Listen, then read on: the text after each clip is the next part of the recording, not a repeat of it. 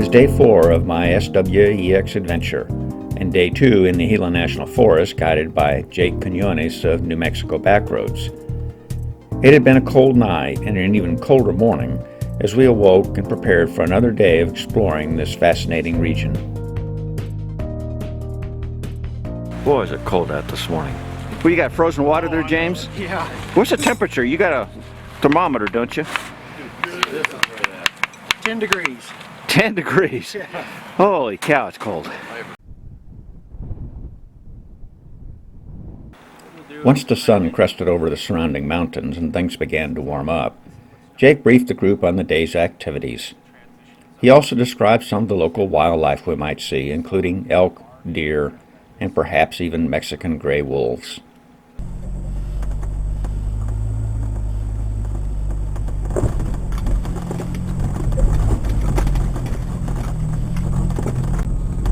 Good morning, everyone. It's day 4 on SWEX, Southwestern Expedition. We're actually at the corridor right between two wildernesses, the Aldo Leopold Wilderness and the Gila Wilderness.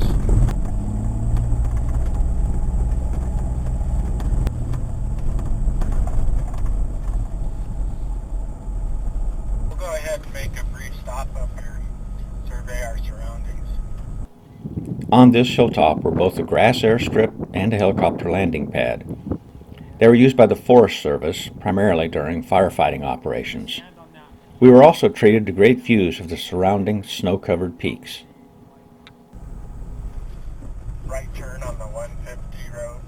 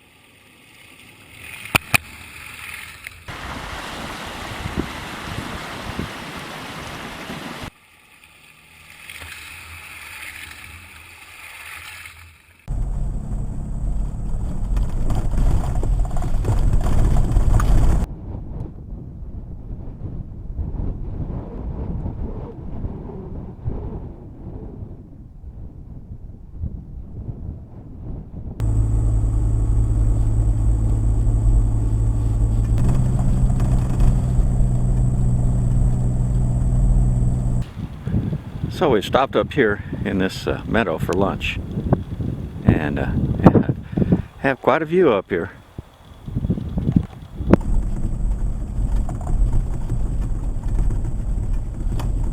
And we're turning into Houghton Canyon.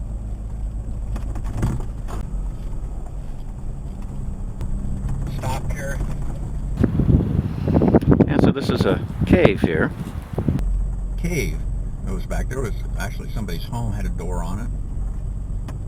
Just like a big room, maybe 15 feet square, a little bit bigger maybe.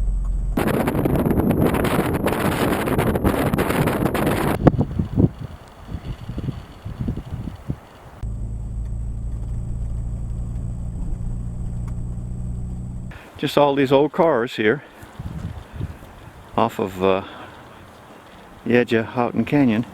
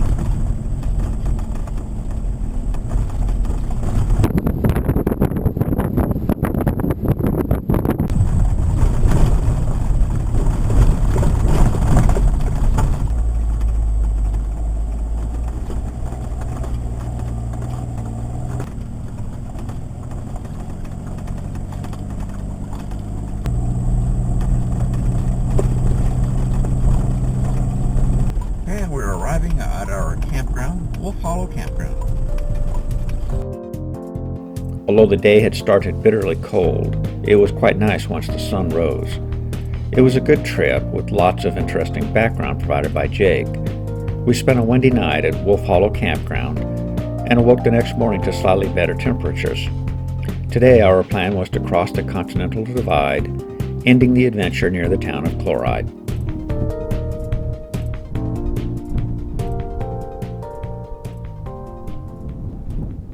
We're camped at a horse camp here in the Gila National Forest, and obviously somebody had managed to kill some elk and they left their pelts behind.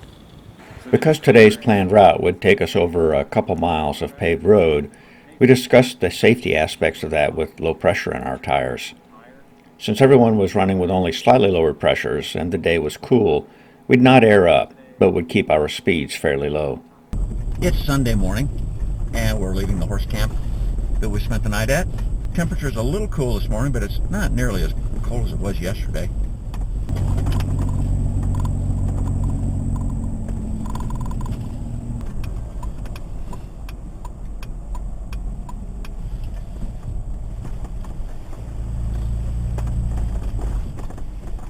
This is really, really neat in here. This is gorgeous.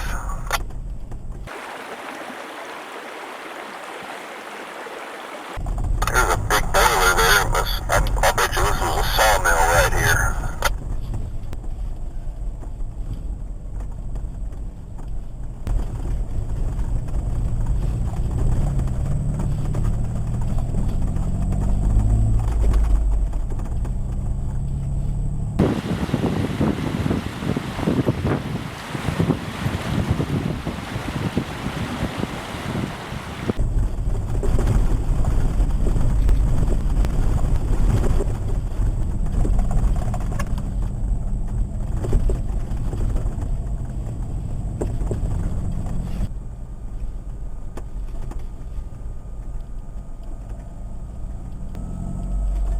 Some wild turkeys up here on the left.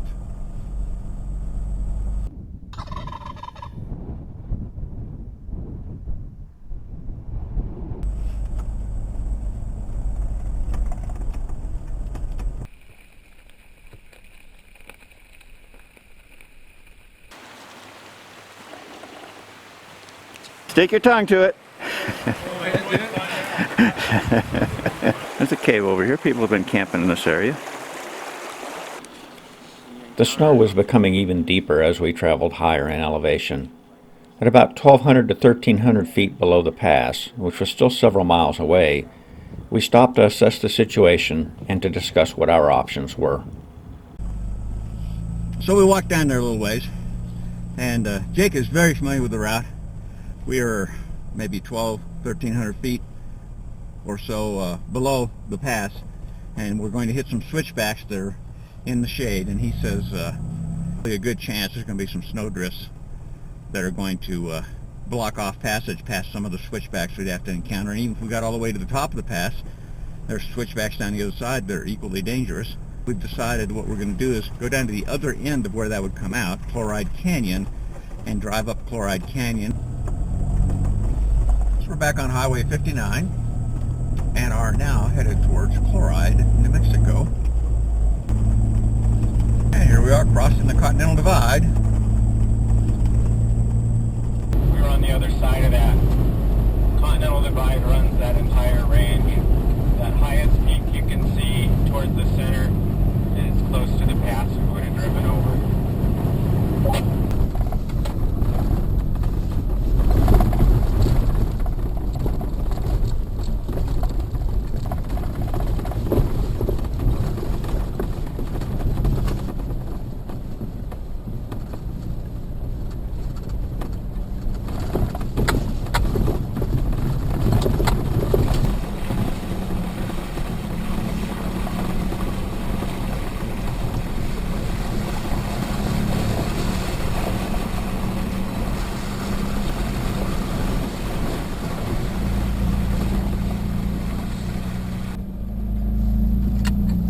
Nice boulders in here.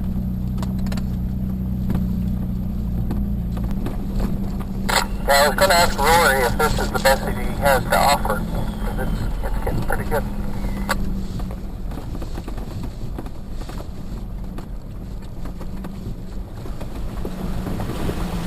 Okay guys, we're going to make a stop up here, survey our surroundings.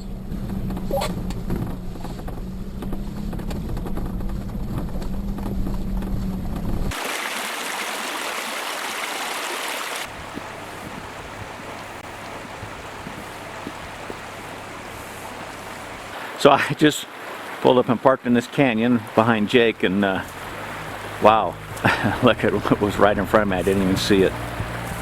It had been 3 great days in the Gila National Forest. Jake had provided a scenic drive and enlightening information on the area and its history. From our stop at the rock art, we'd return back down Chloride Canyon via the route we'd entered. In the small town of Chloride, we'd say our goodbyes and head out in various directions. For me, that would mean a night and a shower, in Truth or Consequences, then up before sunrise to head to Organ Pipe Cactus National Monument in Arizona.